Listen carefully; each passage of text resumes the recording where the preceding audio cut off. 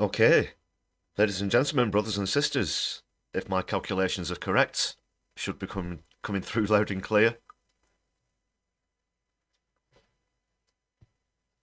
Welcome to another Sunday live stream on My Left Eye. I'm your host, Lefty. Thanks for joining me this evening as we see the week out. Without further ado, we'll take a customary dip into Keith's fondue lounge. More like fondant.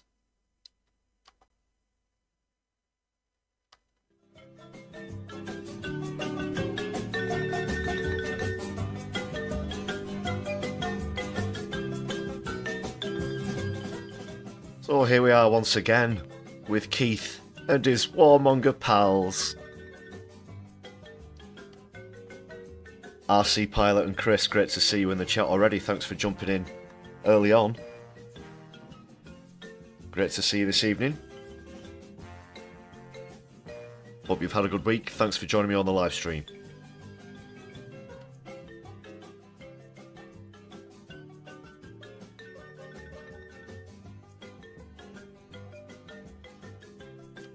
Where was I? Well, we'll be seeing what Keith's been up to, domestically and internationally, as well. With his merry band of cronies there. And the poor border collie in the background. Oh.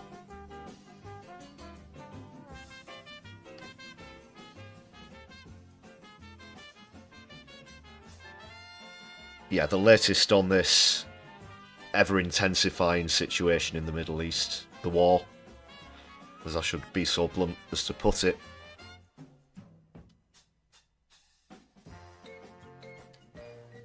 Beirut in Lebanon received its heaviest hit so far last night. I'll be talking about that. As well as keeping my left eye close on a lot of the media reporting surrounding this.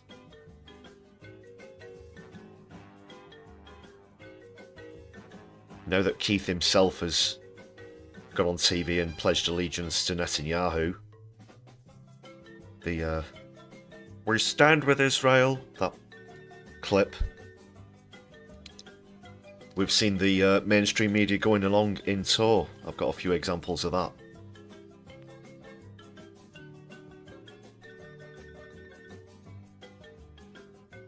The latest from some of the protests as well. In the UK and around the world. Another massive turnout as well, in all cases. So I was worrying and I struggle to find the right words sometimes. Well, as worrying as the whole situation is, as well as the frustration, I guess, over the way that a lot of the mainstream outlets are reporting it. Despite all that, there's still a few positives, which I'm going to try and pick out as well. Let's stay positive, people.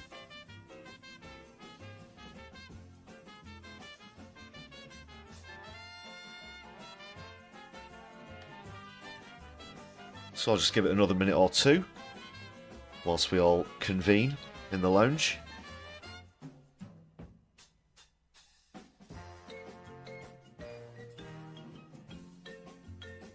We're kicking off with a comedy clip as always as well, and this is the latest from one of those you-know-who rants parodies in the bunker, and he's on the phone to Netanyahu, and it really is a good one. I'll be kicking off with that.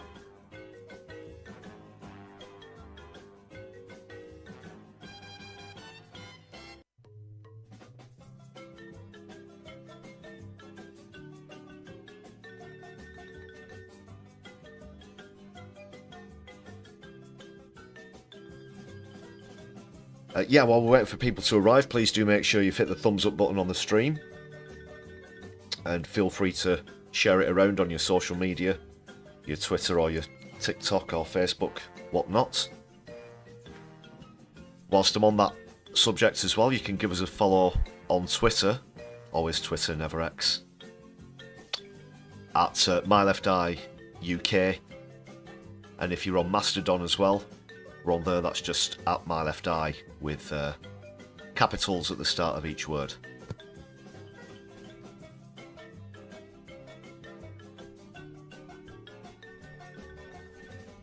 And super chats are open as well on the stream, as well as super thanks if you're watching back on a replay.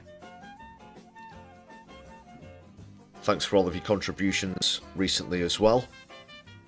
And if you'd like to support the channel with a membership, you can do so for just 99p. So please do consider supporting the channel in that way. And I'll give a customary thanks to all the current members on the channel.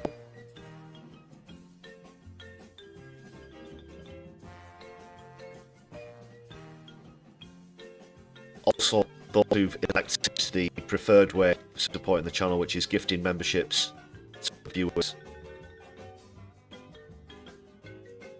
Helps broaden the community as well as supporting the channel.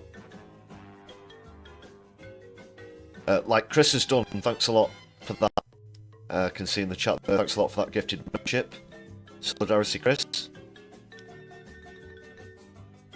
And I'll wish you all a happy Social Sunday, of course. Yeah, positivity.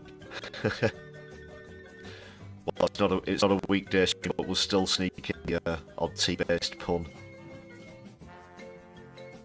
And ocular-based puns are always welcome, of course. Having a look, let's see, that sort of thing, anyway. A real-life hedgehog, aka Fletch. Hope you enjoy that membership if you are listening or watching.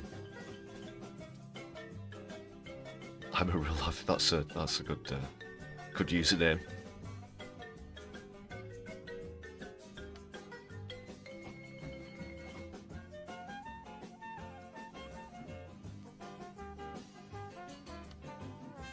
Okay, just another moment. I'll check I've got everything lined up.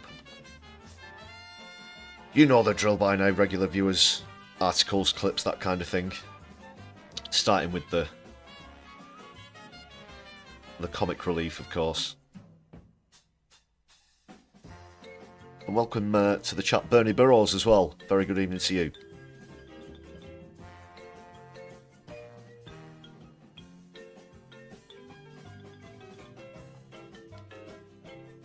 And just quickly, actually, another thing I'm going to be talking about is this 22 billion green, air quotes, massive air quotes, green pledge, this carbon capture technology pledge. And if 22 billion sounds like a familiar amount, I'll be explaining why that is when I get onto that a bit later in the stream.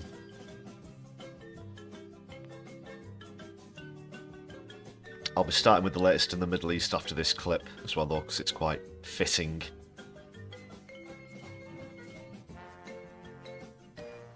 Recent events. Yes, RC. We're talking black hole.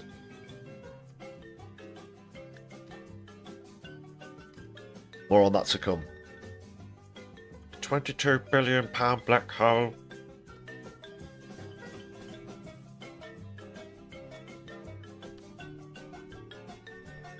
Alright, let's get cracking.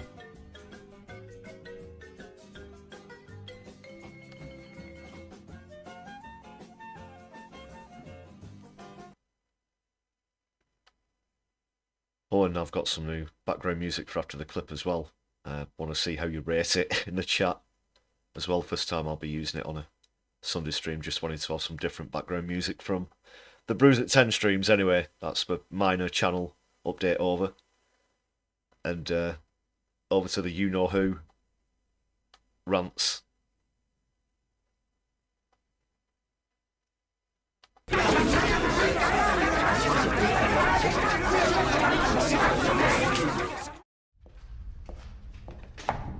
Bogdan, was ist los? Woher kommt die Schießerei? Mein Führer, darf ich Ihnen zum Geburtstag gratulieren? Wenn er nicht ohne Befehl entfernt hat, ist ein Fahnenflucht. Verrat! Ich spreche gerade mit Koller. Koller, geben Sie mir Koller. Koller, Hitler. Sie wissen, dass Berlin unter Artilleriefeuer liegt. There is nowhere in the Middle East Israel cannot reach. There's nowhere we will not go to protect our people and protect our country. Hören Sie den Beschuss nicht? אני מחזיק כאן את הספר של היטלר בערבית, מיין קאמפף. את הספר הזה מצאו לוחמינו בבתים של אזרחים ברצועת עזה. Die Russen sollen eine Eisenbahnbrücke über die Oder haben.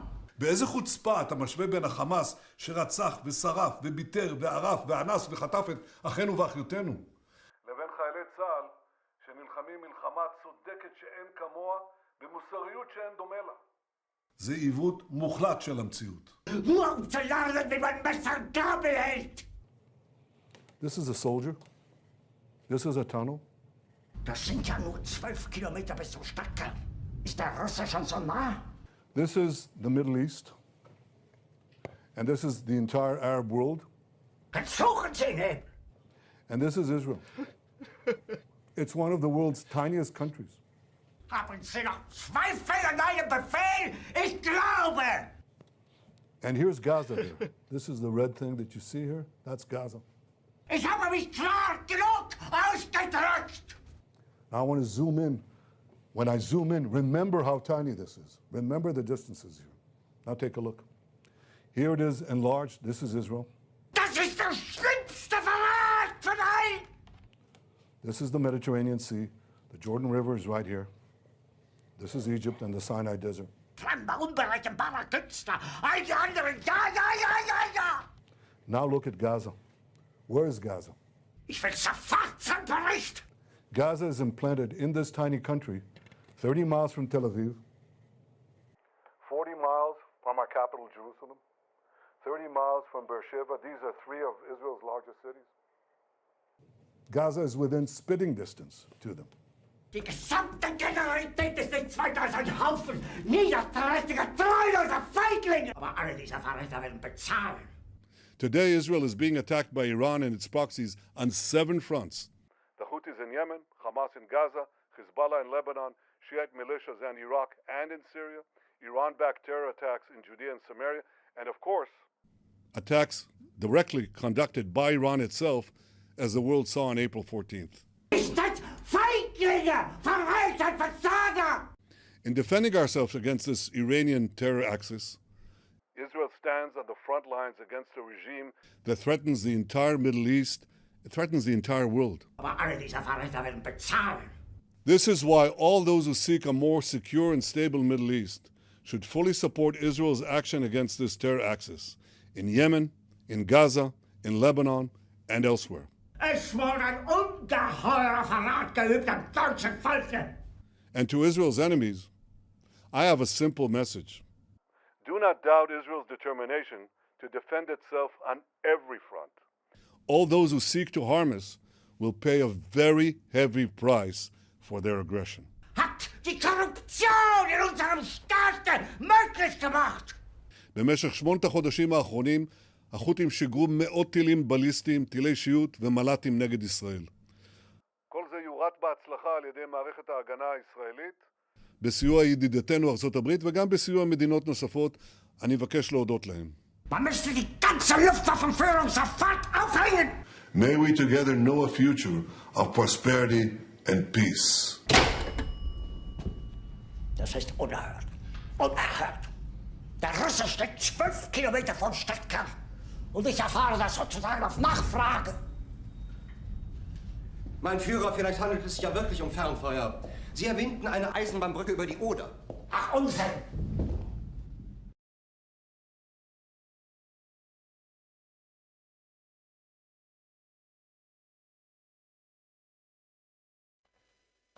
Yeah, wonderful.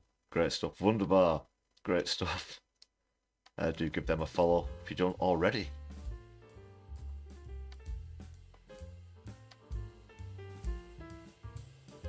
That was great. That was good.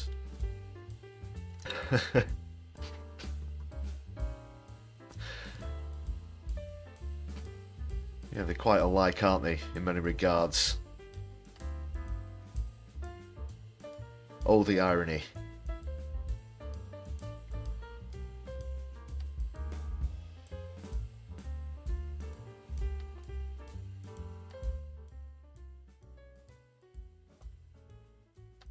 Right, so what's the latest?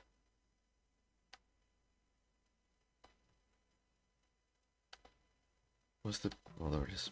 Sorry. Lost the music for a sec.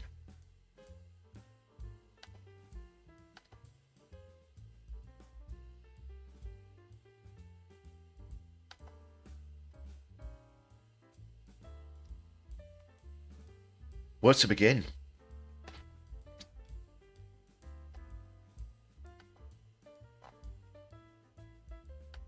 As I said, I'll try and start with something slightly positive.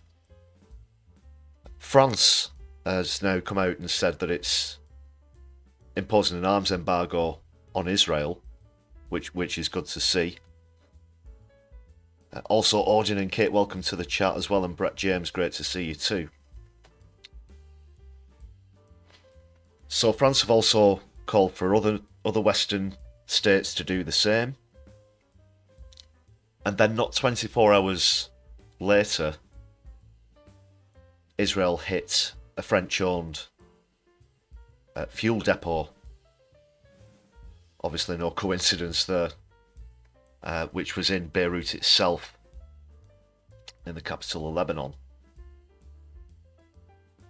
Netanyahu put out a video as well, really spitting his dummy out and trying to call out France. It was obviously littered with lies and really quite immature.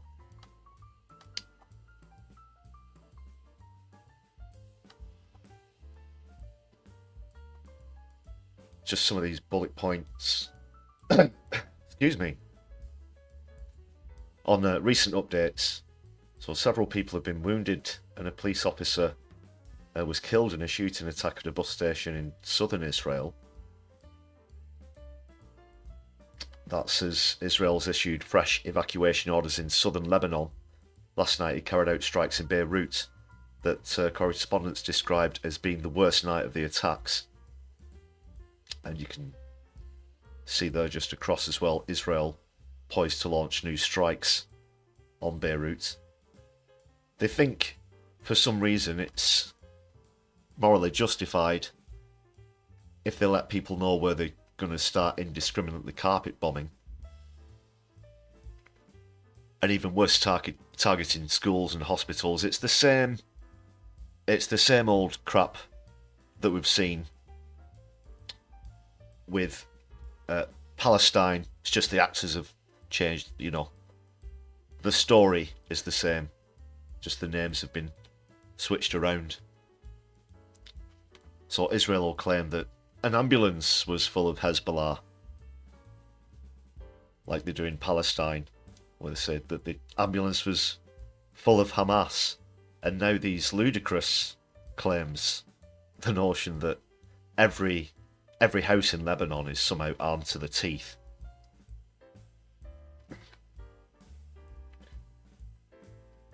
And just while I'm on that subject as well, excuse me, another example I saw recently, and we've seen this far too many times as well, again, in the case of Palestine. But a school that was actually sheltering displaced people was bombed. A large number of people were killed. And again, Israel tried to claim that it was a Hezbollah stronghold. But eyewitness reports on the ground said that it was nothing of the sort.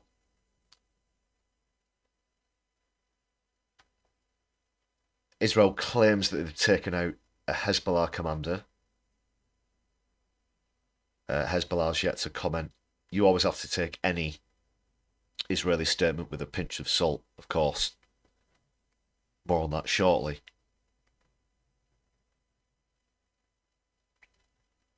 I saw in one report the other day, they claim to have killed 30 top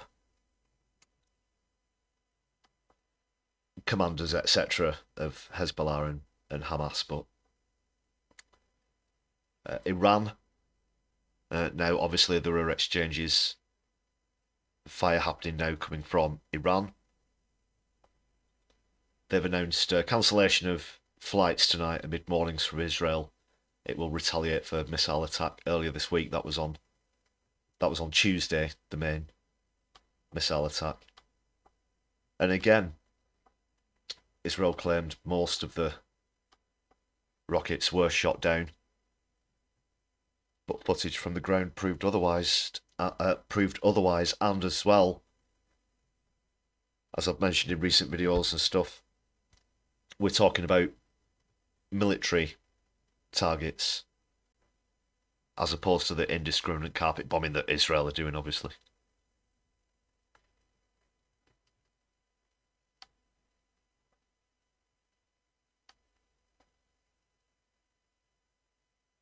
So let's just go down and get a few of the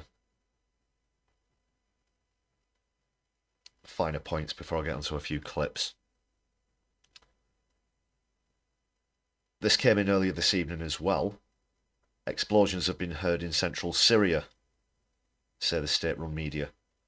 According to the UK-based monitoring group Syrian Observatory for Human Rights, it said Israel had targeted the area.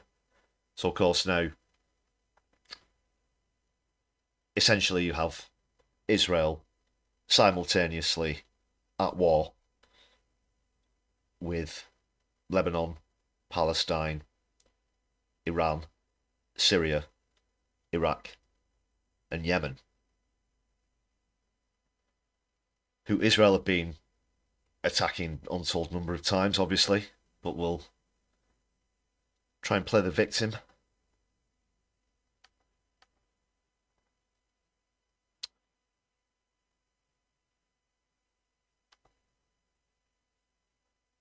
So that's just more of what I was just talking about a few moments ago.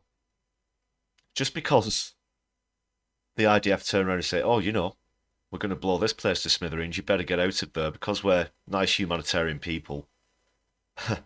That's what nice humanitarian people do. Without any consideration about people's means to leave the area. And you're talking about ordering people in another country out of where they live and to take what they can carry with them. At such short notice, they're obviously not going to be able to transport all of the possessions.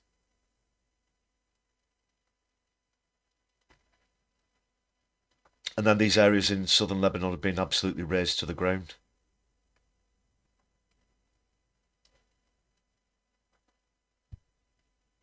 Supposedly, in the name of 60,000 displaced Israelis. But no mention of the million Lebanese displaced.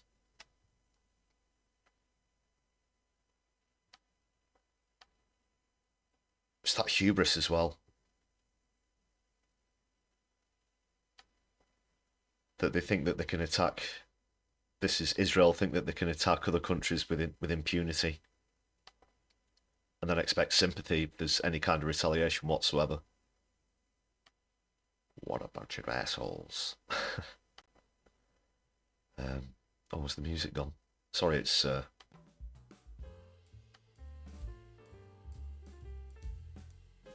keep it pretty low in the background there.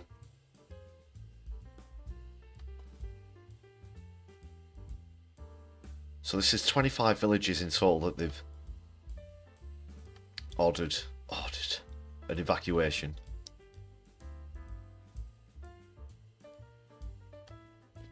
Very little information at the moment about this attack at the bus station in southern Israel.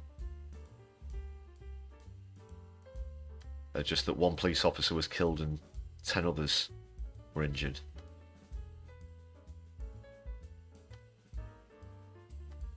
Of course, we're coming up to the anniversary. It will be the anniversary tomorrow of Hamas's breakout attack, as it were. In occupied territory, always very important to emphasise that, which completely voids any Israeli claim of self-defense. So it's coming up to a year, which will happen tomorrow. And bearing that in mind, I think we could definitely see, I wouldn't be surprised to see if there was some sort of escalation there.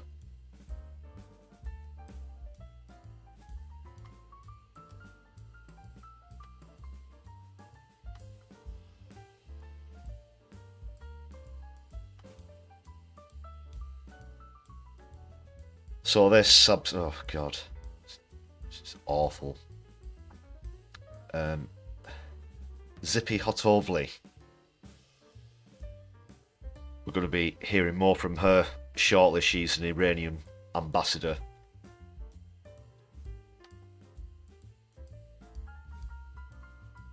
And just the amount of absolute trash that comes out of this woman's mouth is beyond belief. But then again, you're to expect this from Israeli spokes and ambassadors and the like by now, of course.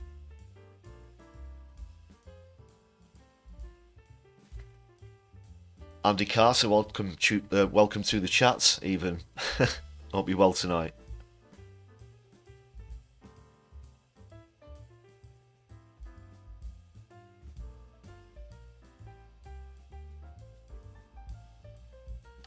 Right, I think I might start to dive into some clips now.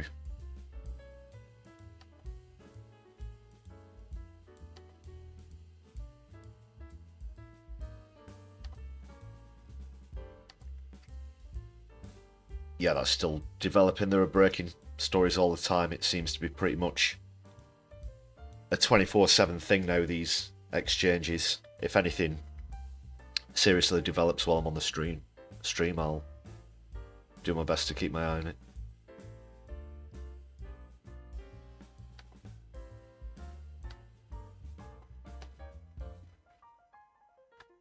Okay.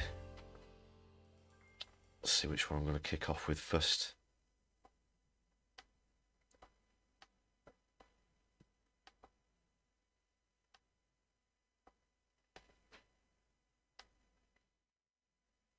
Yeah, this is a good one. Obviously, we've just been looking at Beeb articles, but they have been proven to show, shall we say, some slight bias, pro-Israel bias, on occasion. And this guy's just going to highlight one of the latest examples of that. Lovely people. The BBC are at it again. Almost unbelievable at this point. The language used here is mind-boggling, right? Girl killed inside home, for some reason in inverted commas. No idea why. As Israeli West Bank operation continues. Now, it's wrong at more or less every single level, and very deliberately so. She wasn't killed inside home. She was shot through the window of her home by an Israeli soldier. Right? She was inside the home, killed from outside the home by an IOF soldier. It's not a West Bank operation. It is an invasion of the occupied West Bank, which is supposed to be Palestine, but is actually controlled by Israel illegally, which has been backed up by multiple UN resolutions, judgments of the International Criminal Court, the International Court of Justice, by reports from more or less every human rights agency you care to name. The illegal occupation and invasion of the West Bank by murderous Israeli soldiers. So the correct headline here would be, innocent woman murdered inside her home by the Israeli army during their illegal invasion and occupation of the Palestinian West Bank. But of course, the captive BBC can't say it that way. Oh, God forbid that they correctly ascribe blame or describe the circumstances in a way that gives an accurate picture of what actually fucking happened. And this is why I continually assert that the BBC is not just captured, but actually complicit in the ongoing ethnic cleansing of Palestine by the IOF and the current Israeli government.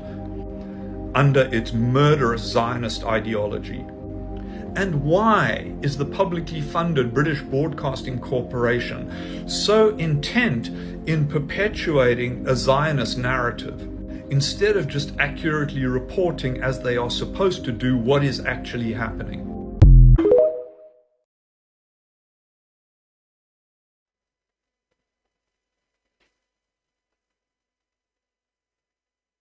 So that's, it looks like at Sai, that's si.his8, little TikTok there. We've seen other examples, of course. I've mentioned on the stream before this being killed versus, died versus being killed, bias and rhetoric that the BBC have been complicit in before. Welcome to the chat, Wondergupta. Great to see you this evening. Hope you're well. Welcome back.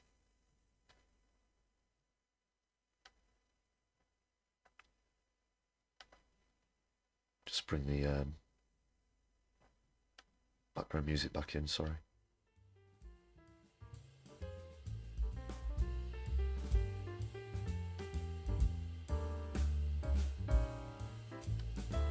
Alright, where was I?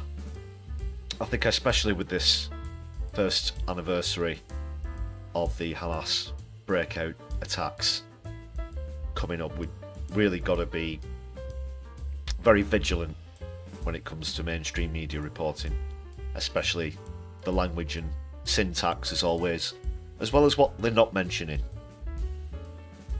And they'll still try and push the nucleus of this to be October the 7th last year, whereas we all know that this didn't begin on October 7th.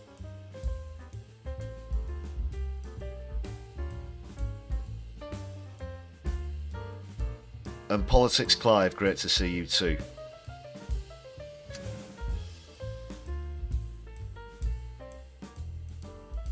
Solidarity from Newcastle. Thanks a lot, Wondergupta. Hope things are doing well over in the northeast.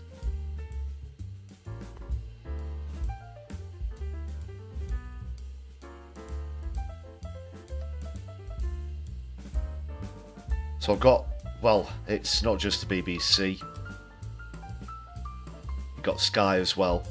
And you might have seen some of this clip from a few days ago as well. This is from an interview with Sky. This is Professor Mohammed Morandi, and you can pretty much, you can tell almost by the expression on his face just as the interview begins that he knows what he's getting into here. The way that this mainstream media interview is going to try to go, but he really has some excellent responses, and well, pretty much embarrasses the Sky correspondent.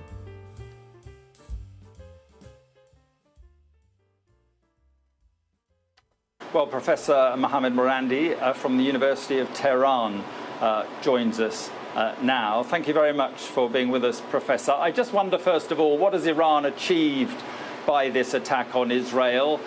Very few of the missiles got through. It, in effect, failed. Many people are calling it a humiliation for Iran. You can see already, I mean, obviously any spokes are going to be used to this kind of questioning by this point as well. And he just absolutely knew that was coming, so. I think that's a lot of wishful thinking on behalf of you and your colleagues at Sky News. It was a massive blow to the Israeli regime. And the history of this conflict doesn't go back to last year. It is 76 years of ethno-supremacism, ethnic cleansing, and this is a racist regime that you support. What the problem is that you cannot recognize that the difference between you and us is that you support racism and racial hierarchy, and we reject it. And the Israeli regime, if they dare strike back at Iran, we will hit them much harder next time. We will beat them into submission. Well, but they will strike back, won't they? No sovereign country can put up with having 180 ballistic missiles fired at them, so they will hit back, they will hit hard, and they could well hit your nuclear facilities, your oil production installations. They could.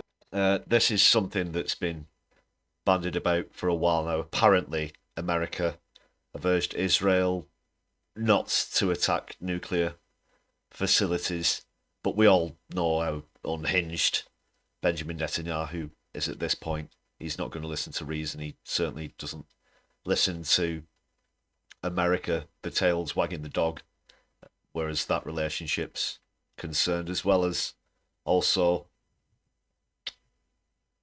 gross ignorance of international bodies like the ICJ, the ICC, United Nations. You know the deal. So this is obviously gross speculation from the correspondent, the Sky correspondent, about what Israel might do to retaliate against those 180 rockets that you heard about. And while there have been some minor exchanges of fire, most of Israel's attention has recently been on Lebanon, but obviously there's going to be more to come. Cause Iran serious damage. Listen, instead of the rhetoric, be real, because you're misleading your own people. Iran has countless underground missile sites with hundreds of thousands of missiles across the country. They were made after the U.S. invasion of Iraq and Afghanistan to deal with a potential war with the United States. So this puny regime, it is not a state, it is a colony. It is a racist, ethno-supremacist colony which the people call themselves the chosen people. Unlike you, we do not believe in chosen people.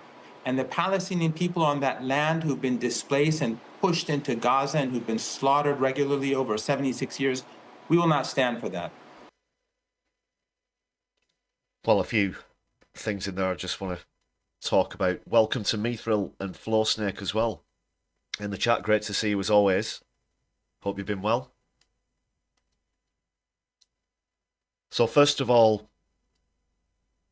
Israel's attacks seem to have been doing very little damage to both Hezbollah in Lebanon and also to underground missile sites in Iran, despite whatever propaganda Israel will come out with. That's the truth of the matter. So very much so, both of those countries still have the means to retaliate against Israel, and both are very heavily armed as well.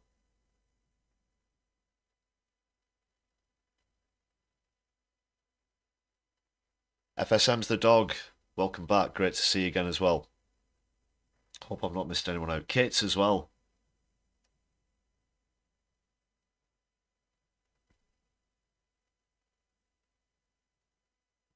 Right, where was I? Let's just carry on with a bit more. Still got other clips to get through. All people in the whole of Palestine must be equal. The Israeli regime, if they strike Iran, we will hit them much harder next time. And they can pretend that they got away, but we hit them very hard last night. We hit their bases. And unlike the Israeli regime, which constantly carries out slaughter and genocide and is carrying out a Holocaust in Gaza, we struck their military targets. Because unlike you,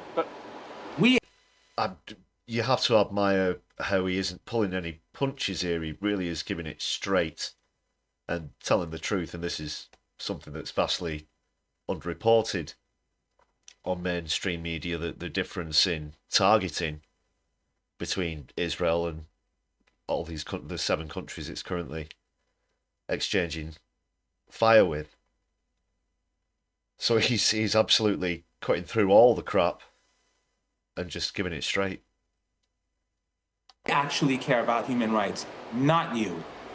Professor, let me just say that we're on the verge of an all-out war, or certainly a war between Israel and Iran. It could be a war that Iran loses. Come on, fella. If this isn't a war, then what is it? It certainly looks like a bloody war to me. Get real. It's like they're terrified of saying it. Like I've mentioned before, we don't really get proper declarations of war between countries anymore.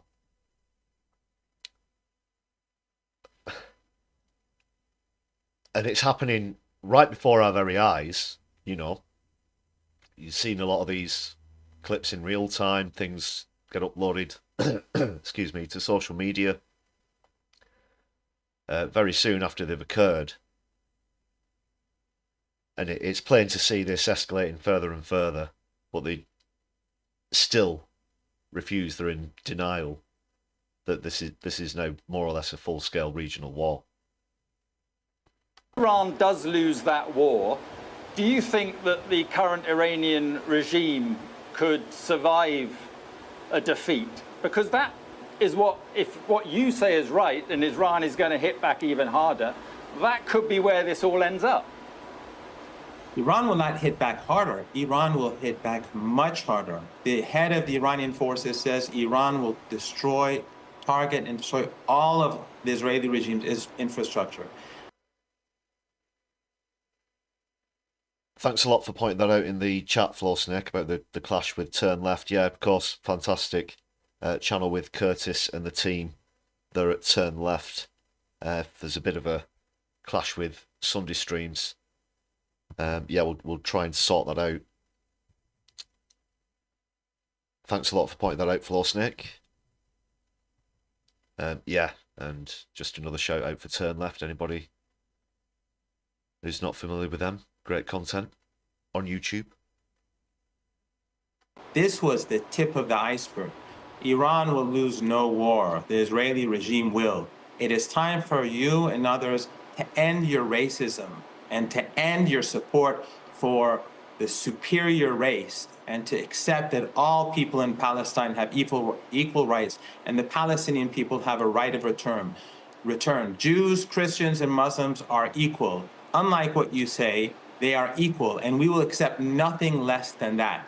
The regime must go, and all people must be treated equally. Right. And if the only thing, there's no doubt that Israel will lose, but the only variable here is the United States.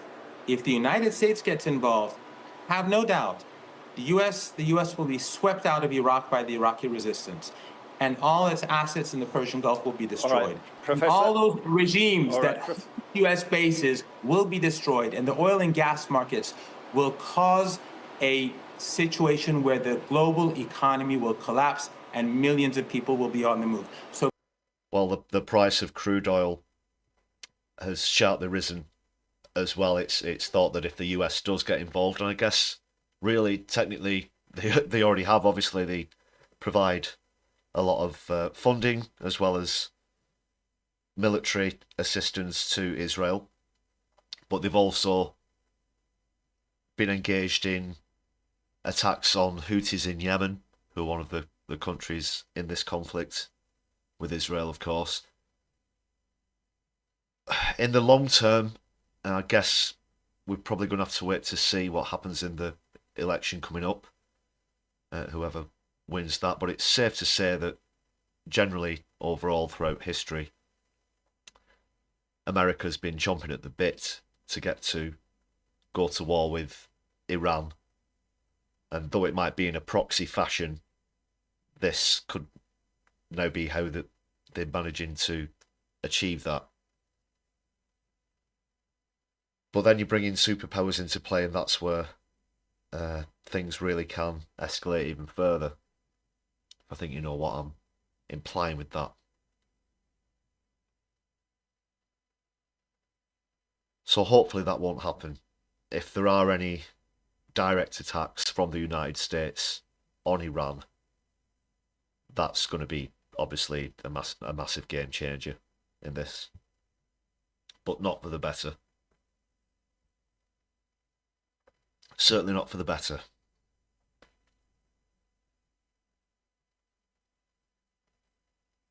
Welcome to the chat, Von Nakariza. Great to see you again. Right. What have we got next?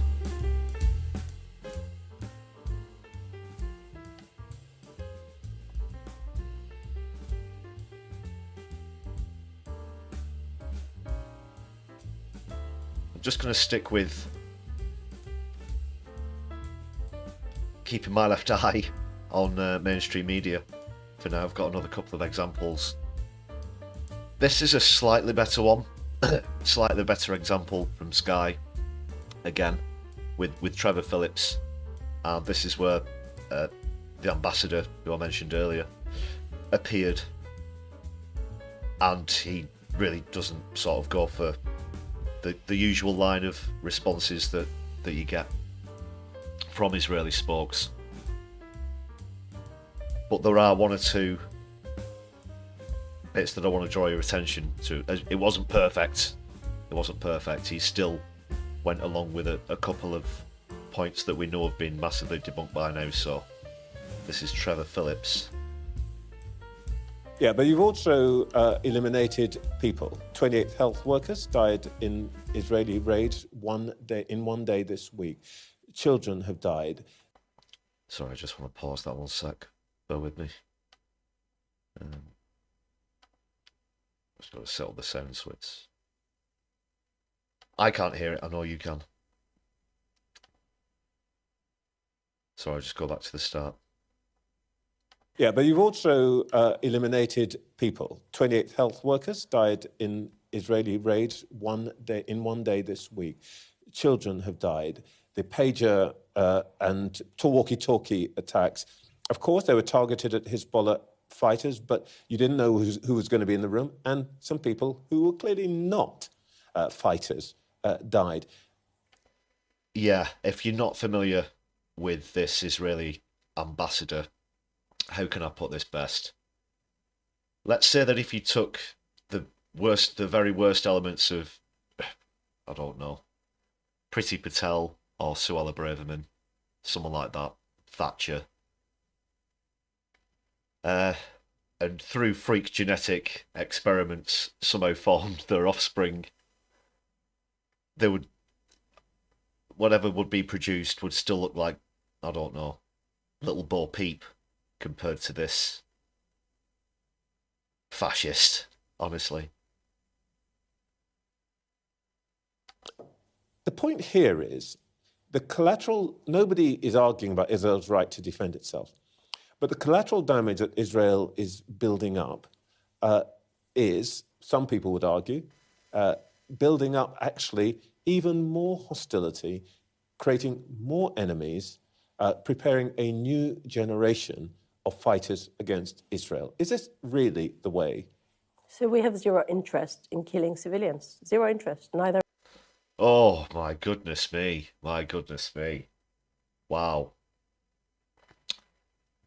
Well, where to begin on that one? Obviously, civilians have been targeted, including massively disproportionately women and children, also journalists as well, who count as civilians in the field of war.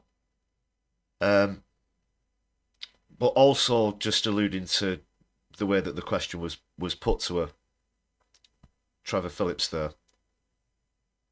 For some reason, this is the deluded mindset of Zionism.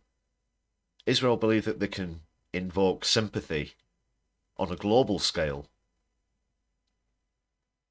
whilst day on day we see more and more examples of this, and it was the 28 people killed on the day that this interview took place that Trevor Phillips brought up. But how can they expect to have it both ways when they are clearly targeting civilians?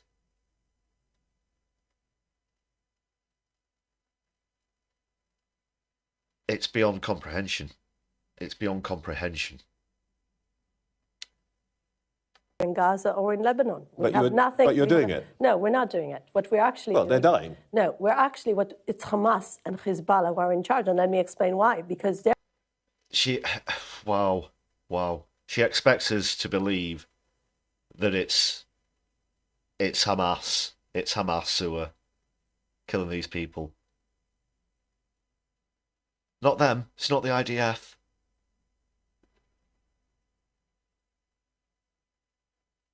It's an absolute insult to the intelligence. And you're right, FSM is the dog. Like I mentioned earlier, schools, hospitals, mosques. And the IDF will just, Hamas stronghold, blah, blah, blah. Hezbollah stronghold, blah, blah, blah. Houthi rebel stronghold, blah, blah, blah. Iraqi, Iranian militia, blah, blah, blah. We're in the schools, we're in the mosques, we're in the hospitals, in the universities. And this is what narcissists do, and she's going to give another example, I think, later on in this clip. But one thing they do is accuse the other side of doing the things that they're doing themselves. And that kind of propaganda is born out of the likes of Goebbels. It's exactly the same.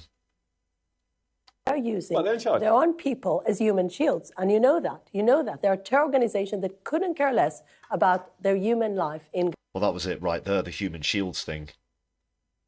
I've seen footage of Israel, the IDF, using human shields. I have seen footage of them confronting storm throwers whilst they're holding a gun to a 7-year-old boy's head. And things like this are perhaps beyond the terms of service on YouTube, which is why I don't show them on the Sunday streams.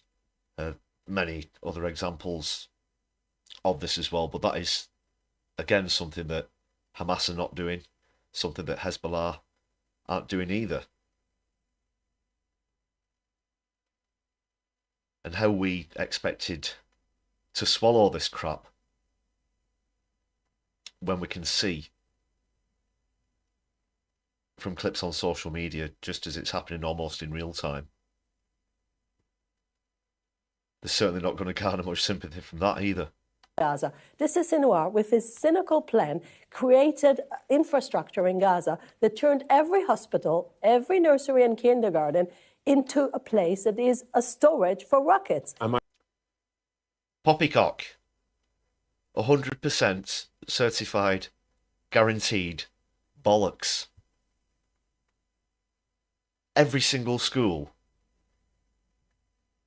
is a military stronghold. This is insanity.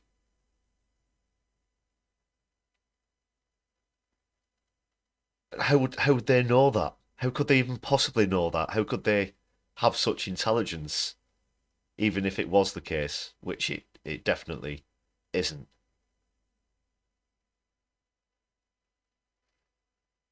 Can you imagine this type of cool and cynical plan of anyone doing that besides a terror organization? And my point is, you know that, that's your point, that's your viewpoint, but you are still, as a country, and not you personally, but obviously Israel, is still pursuing. I think there was another one as well, just quickly to come back in there. I'm not sure if this was a parody setup or not, in terms of the picture I'm about to describe.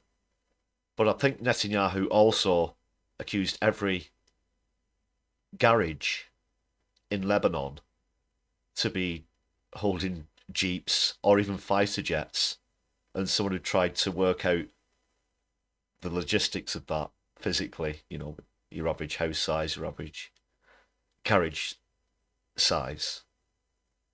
And it's just more lunatic detritus. It's just absolute toilet. An aggressive military strategy, which does create this level of collateral damage. Now, you're right, me throw. She's talking out of her ass, and And Andy Carter, thanks a lot for celebrating 3 months of membership on the channel. Thanks for staying with me here on My Left Eye. Solidarity, brother.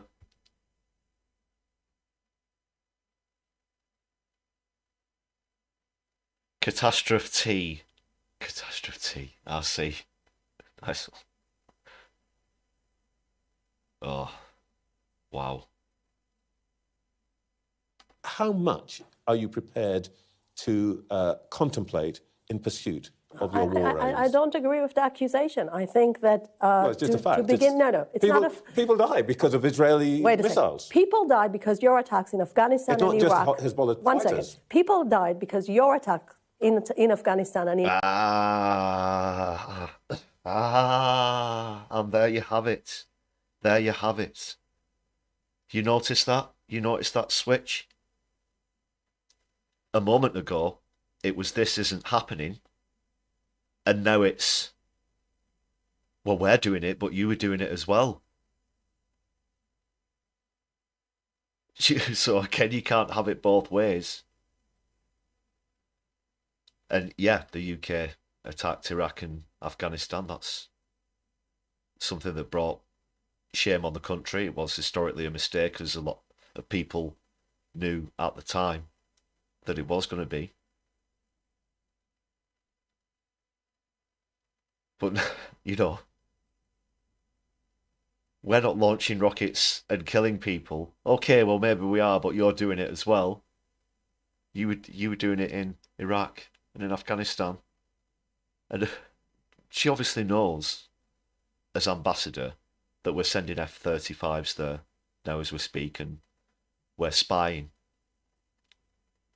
on their targets for them, as well as providing other military assistance and whatnot.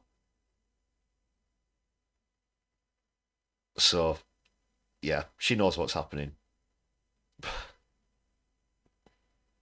How dumb does she think people are, though? In Iraq. There is no Western military, no matter how much cautious it wants to be, that can operate better than the way IDF is operating in a very populated area. What we do, and it's important to say, we warn the population, we made designated areas in Gaza, we call the population... That's no excuse. Could you imagine?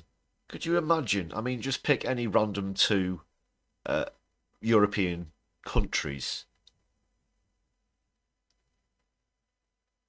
who border one another, and they say, well, we'll give you a 12 or 24-hour heads up that we're just going to absolutely pour destruction and devastation across these areas, but it's fair game because we gave you a bit of a warning about.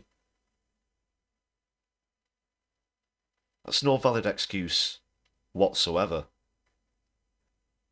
in Lebanon to flee, and they're actually listening to our calling.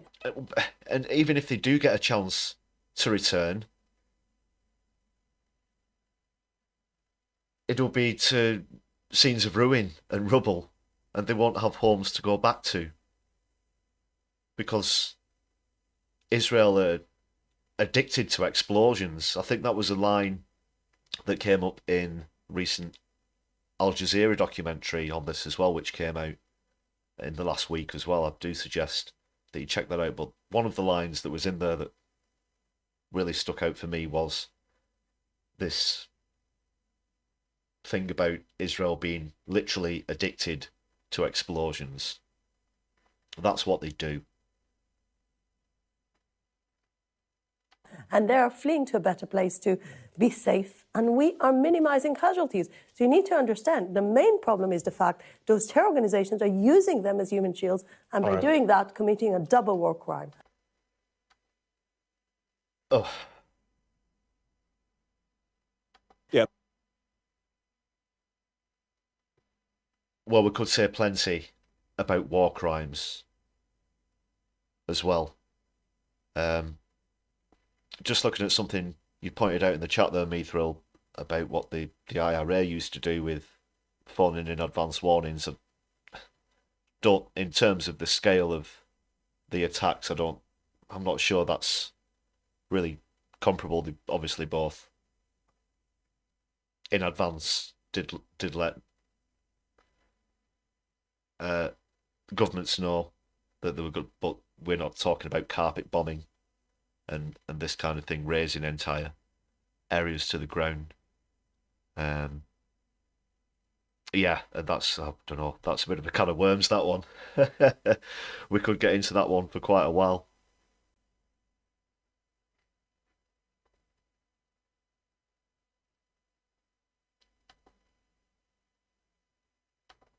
So yeah, where was I? Whilst that was slightly better, as I said, at least Phillips was confronting. Excuse me. At least Phillips was confronting her on the, you know, the recent attacks. But again, could have picked up on the fact that she essentially admitted to it with the whataboutery towards the end of it.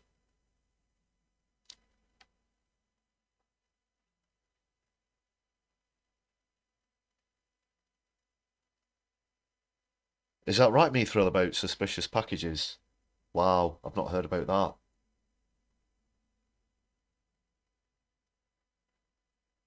I'm going to be talking a bit about the protests on tonight's live stream as well.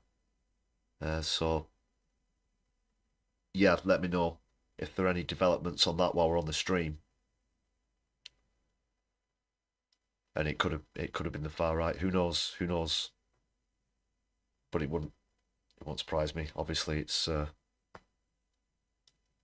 yet to be revealed.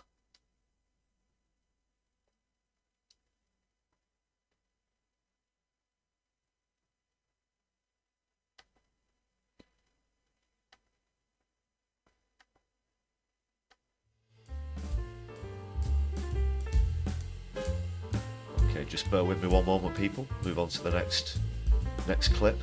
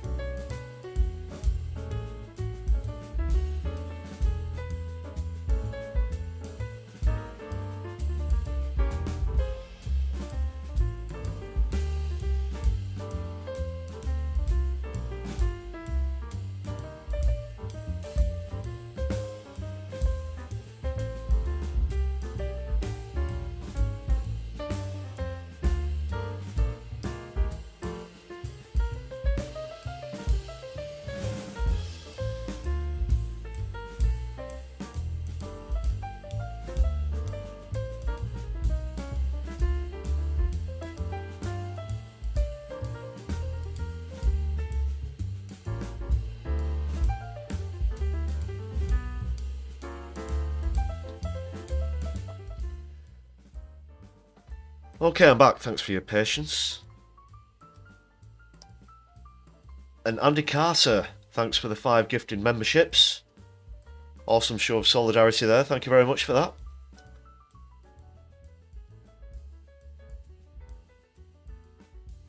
Hope you all enjoy your perks.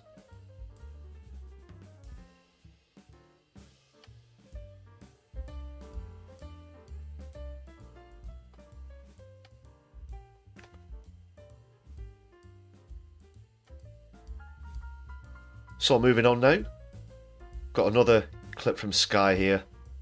Going to go into talking about the protests as well. And on this one they caught up with former leader of the SNP, Humza Yousaf, who was at one of the marches, the march in London.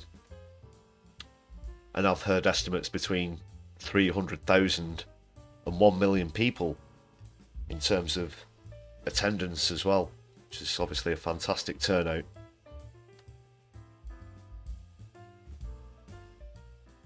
And he really does call out the bias and the way that they tried to sneak in a bit of Israeli propaganda into the interview as well. So that's why I've pulled this clip up. So I'm going to check that one out. Edward, great to see you in the chat. Thanks for joining us.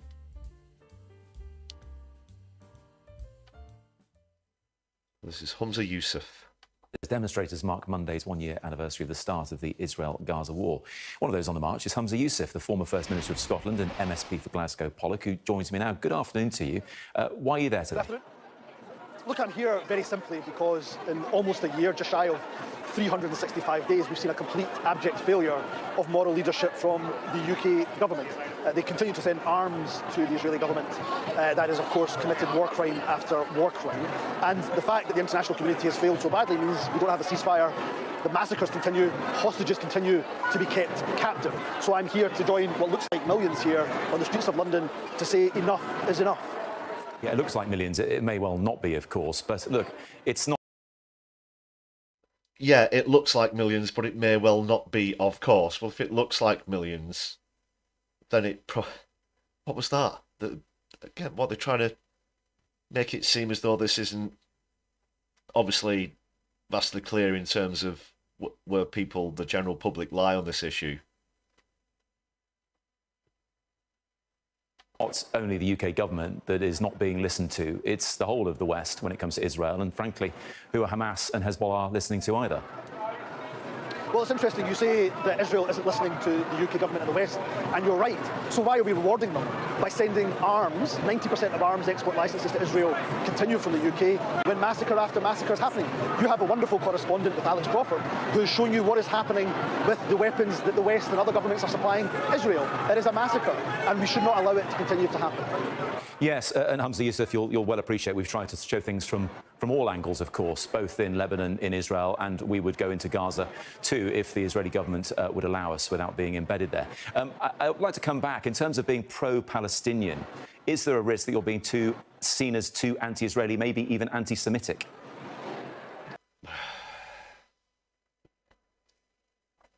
You can't flog a dead horse.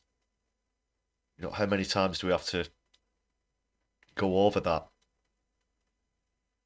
So I just utterly reject that charge. And look, it cheapens anti-Semitism by saying that criticism of the Netanyahu government is somehow anti-Semitism, when there's Israelis who disagree and march in Tel Aviv in their hundreds of thousands against the massacre that's taking place amongst Gaza.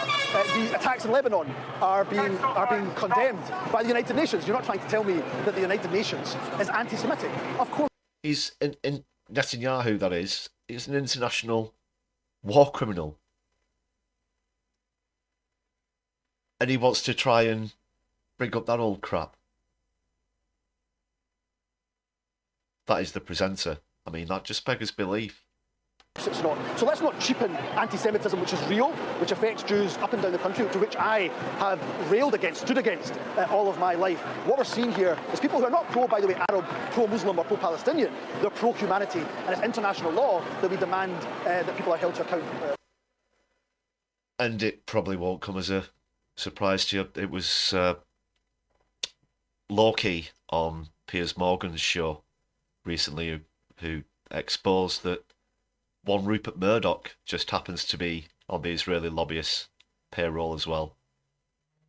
Piers Morgan, of course, didn't think much of the significance of that, but when you see interviews like this, I'm pretty sure it's obvious to everybody why that should be of concern.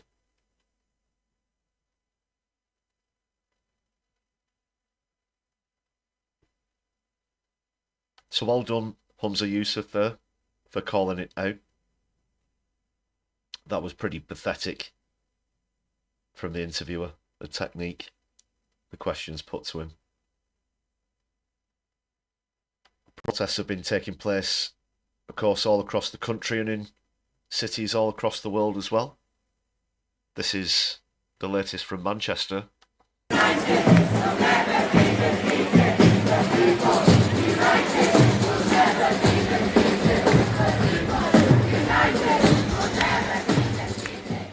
Another fantastic turnout again, thousands of people on the streets of Manchester, London, seeing footage from cities all across the world, sharing one or two of those with you.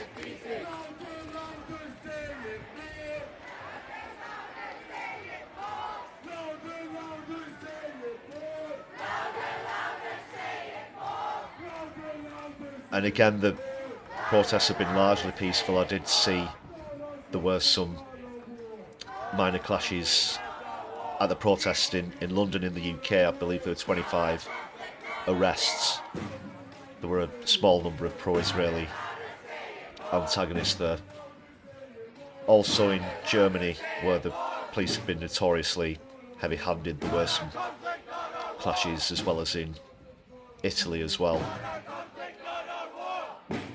Surprise, surprise, there's a correlation between that happening and right-wing governments.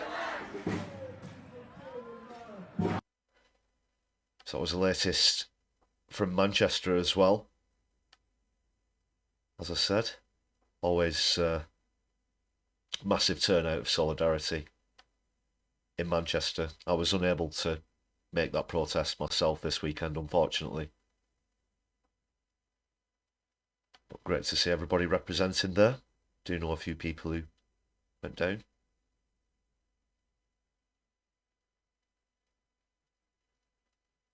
So I'm going to head back over to the one in London now.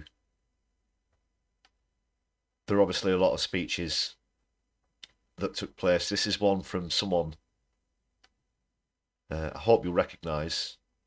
Just bring the music in while I quickly explain about it. Okay. So you might remember a couple of years ago, Audrey White confronted Keir Starmer in a cafe. I believe, yeah, it was in a cafe in Liverpool, I think. And she was absolutely fantastic. She obviously was calling out the way that he had at the time lied his way to becoming leader of the opposition, and she's former Labour herself as well, so you might remember that clip. She gave a great speech in London as well. I've actually met her myself. That was in Manchester. That was at the anniversary of the massacre of Peterloo. Anyone watching who's from Manchester probably be familiar with that. So yeah, she was there, and that was just after that confrontation with Starmer. So that clip had been going around social media and stuff a lot, and I bumped into her, had a bit of a chat with her. Yeah, lovely lady. And this is very well said here from Audrey White.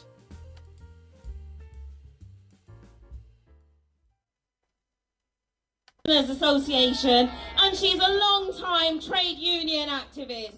So please give a warm welcome to Audrey White.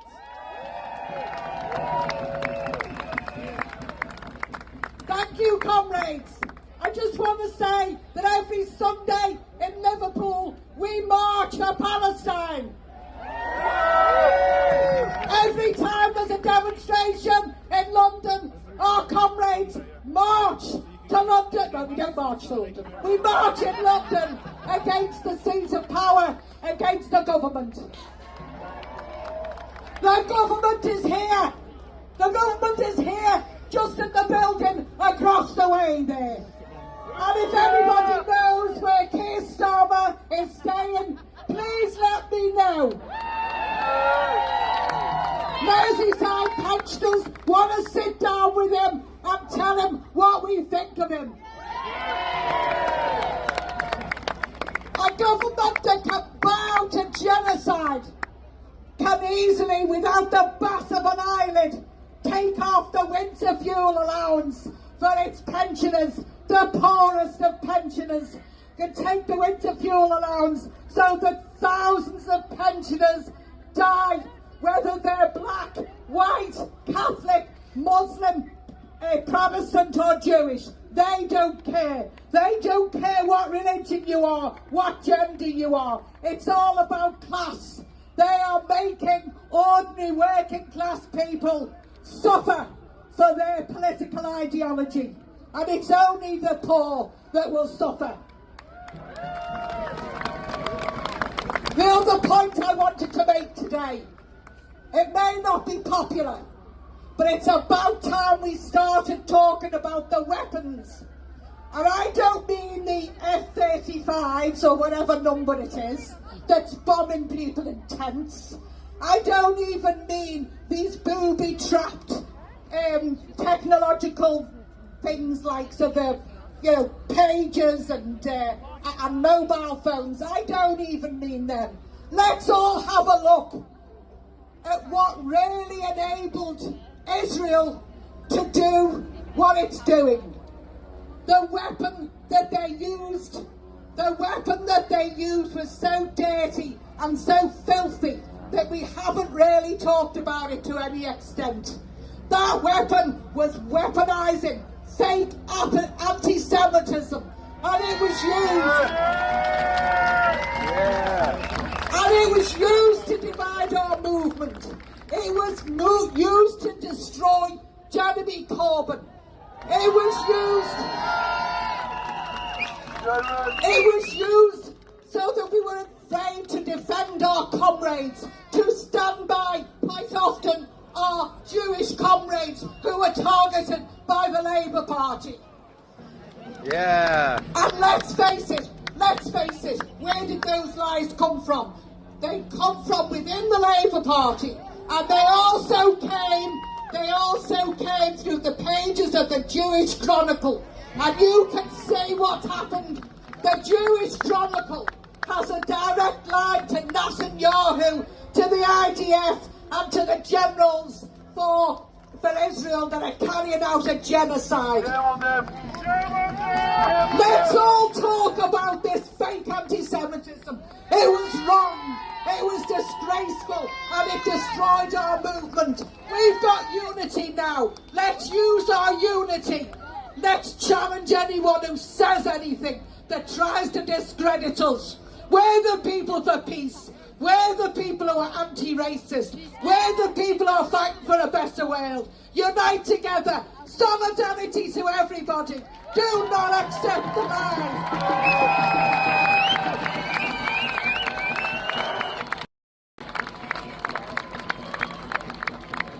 In our thousands, in our millions! We are all Palestinians! Very, very well said there, Audrey White. Fantastic stuff. Yeah, really wholeheartedly agree with all of those sentiments. One thing that came to, she mentioned some of the weapons that Israel have been using. One absolutely abhorrent thing that I found out about quite recently is these booby traps that the IDF leave out, and this falls into the realms of where they specifically targeting civilians, children. So they'll leave out something that looks like a can of food, a tin of food, but it's actually an incendiary device. It's disguised to look like food, and then as soon as they pick it up and open it, the device goes off. That's law. That is law.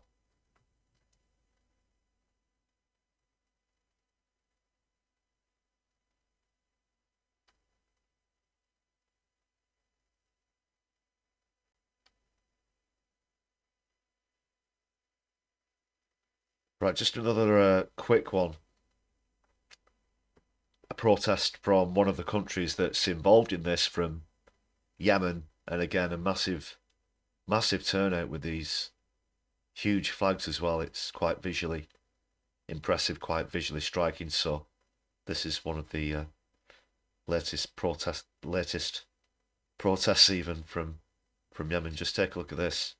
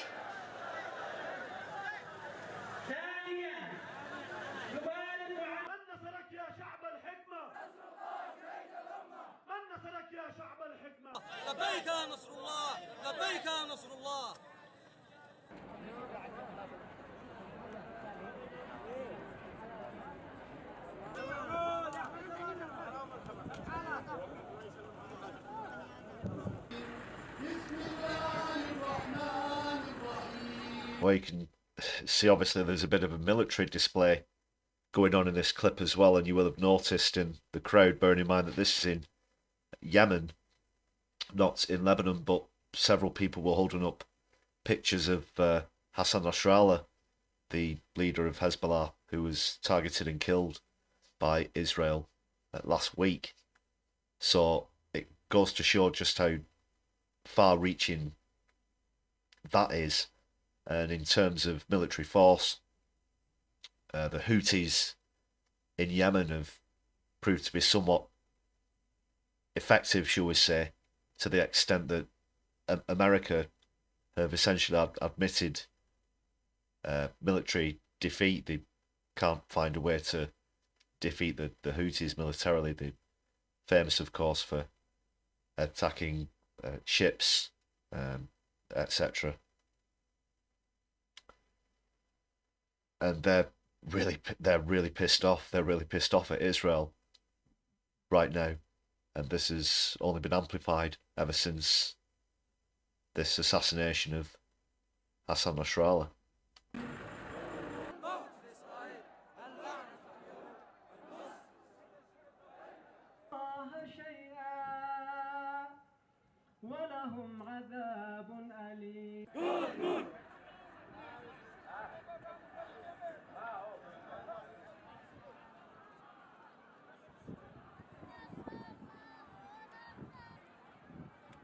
So again, massive numbers. You can, well, obviously, clearly, in the hundreds of thousands there from that protest in Yemen.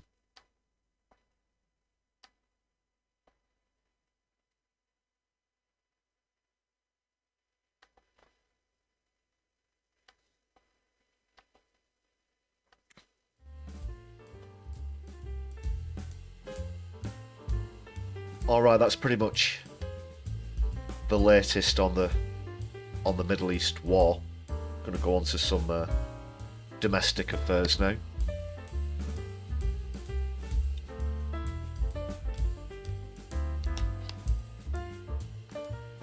Of course, I'll try and keep you up to speed with things on live streams and the latest content on the channel. Just a quick reminder to everyone, if you can hit that thumbs up button, I'd really appreciate that. And if you give us a share across your social media as well, that would be wonderful. You fantastic, lovely, awesome people.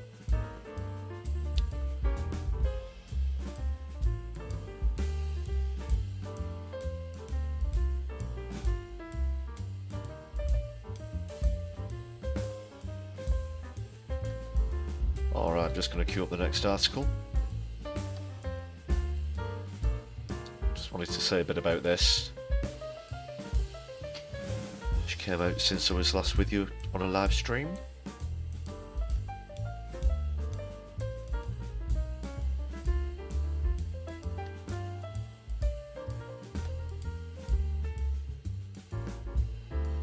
Just a quick reminder as well, if you've not seen that latest video on the channel, please do check that out.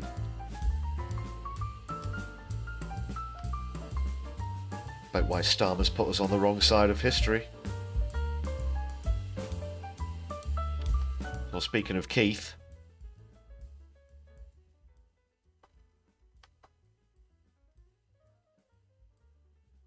so as I was saying earlier in the stream, £22 billion, quite a familiar amount of money, isn't it? Can anyone think possibly of where £22 billion might have come up in recent political commentary?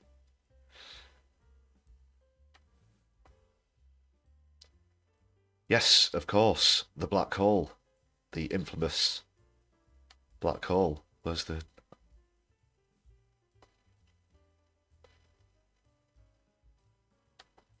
There it is, the £22 billion black hole. But what Starmer's done, and this just goes to show not only his absolute incompetence on this matter, but also green issues, has made a £22 billion pledge over 5 years to carbon capture technology that is pretty much going to be useless. Begging your pardon, with this project looking like it's going to take place over 25 years, given how far we'll be into the climate crisis at that point. Right, let's just bring up the article. I really can't believe this. So, by Starmer logic, there's a £22 billion black hole. How many times have we heard this? We got sick of hearing it, the amount of times that he said it, that Reeves has said it, whoever else goes on TV and says it, whether it's bloody Pat McFadden or whoever. So if you scrap this absolutely ridiculous carbon capture project, Starmer, then that would pretty much cover that, and you wouldn't be able to use that as an excuse for taking away winter fuel payments and the 2-child benefit cap. Is that right by Starmer logic? If I thought this would be any good for the environment, obviously I would approve of it, but it just shows how far gone Keith is, and you can also see Miliband looking on there with Rachel Reeves as well. They all look pretty pleased with themselves, this trio of idiots. But this isn't really going to make a dent. Carbon capture technology isn't the way out of this climate crisis. It really isn't. He's trying to bank on a technology that doesn't work. It's fantastical. It's quite deluded. We should, of course, be investing here in the UK, that is, on wind and tidal, and divesting away from fossil fuels. But here's the other kicker. A lot of this money, the 22 billion, is going to be going to the fossil fuel companies themselves, the ones who've put us in this climate position in the first place, are now going to get more public money. Bearing in mind that they're subsidised to the tune of about £250 million a week at the moment. Somewhere along those lines.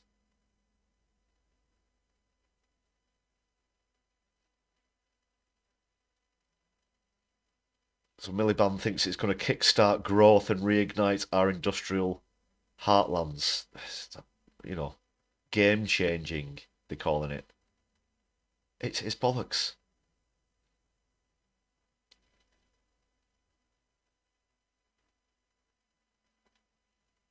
Just pull a few bits of this out. So the quote from Starmer is, "For our energy-intensive industries like glassmaking," he was speaking at a glassmaking factory in Cheshire, it says, "or cement or steel or ceramics, you are familiar with these, the security that the future belongs to them, that the necessary mission of decarbonisation does not mean deindustrialisation. This, if you like, is the politics of a national renewal in action."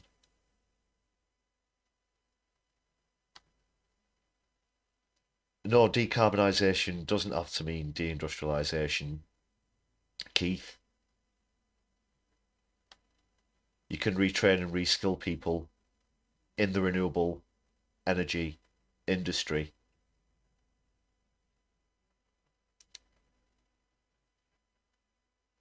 Says the three of it. God, look at Rachel Reeves really seriously making an effort to attempt to look like a human being, a smiling human being. In that picture you can see her there in the middle. Keith, as ever, and Miliband as well. They're both looking at different objects, but both somewhere in the mid-distance. It seems to be very interesting. Rachel Reeves just, oh, that's kind of, it's a very eerie smile down the camera. That's just a little bit about how this crap is supposed to work. Natural gas is burned at a power station. They're claiming they could capture it at source Then the carbon dioxide is separated from the other gases and the CO2 is stored under the North Sea. There's another far easier and cheaper way of doing this as well, which doesn't involve giving you money to the fossil fuel industries, and that's trees, Keith. So I don't know if you remember, but back when Corbyn was still leader of the opposition before this guy here completely threw him under a bus, he was planning to plant 2 billion trees, and that would come at a cost of just 3.7 billion. That's obviously just a fraction of this 22 billion that Starmer's pledged, for what a pledge is worth, for his carbon capture project. And obviously trees are proven to be far more effective in terms of carbon capture.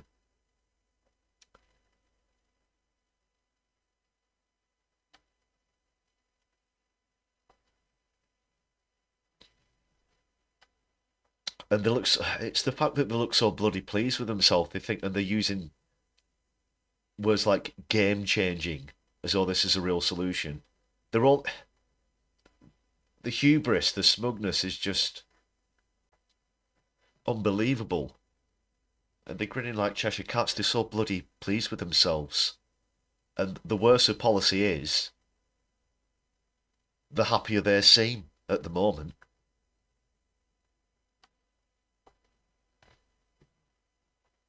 And this isn't going to make a dent, like I said. It's not going to scratch the surface that all the proper solutions are out there.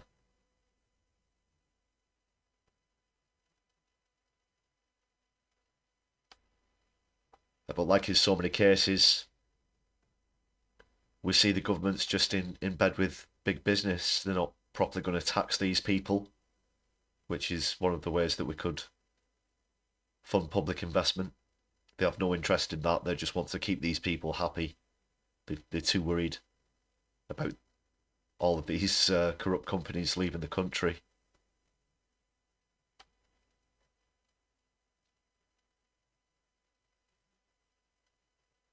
So that's just all I'll say about that at the moment. Unbelievable.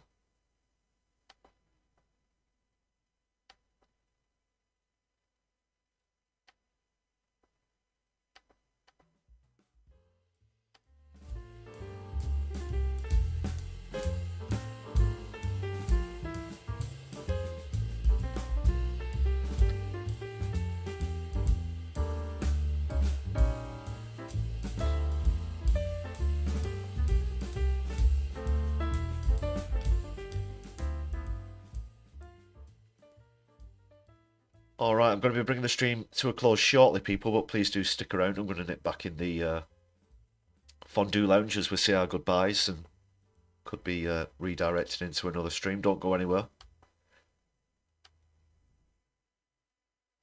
Go back in for another late fondue portion with Keith.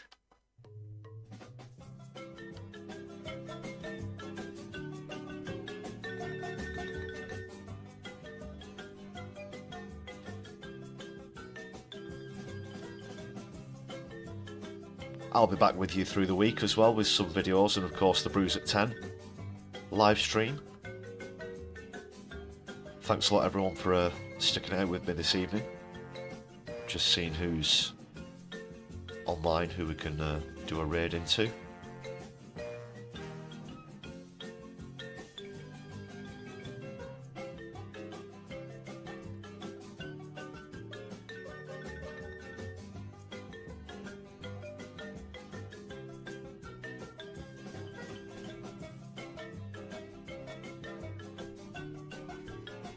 Doesn't look like anyone's online at the moment. Just want to say another massive use of the members on the channel as well.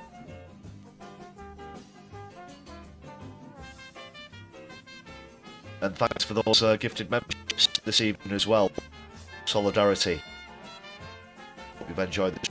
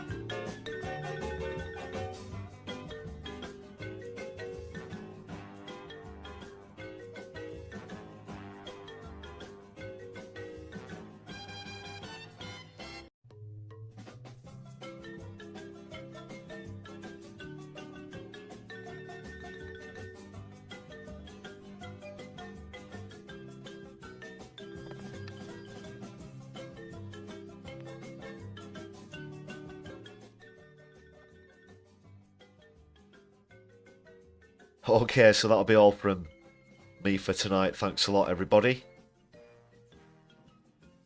Hope you enjoy the rest of your evening. Take care, everybody. My Left Eye, be seeing you soon.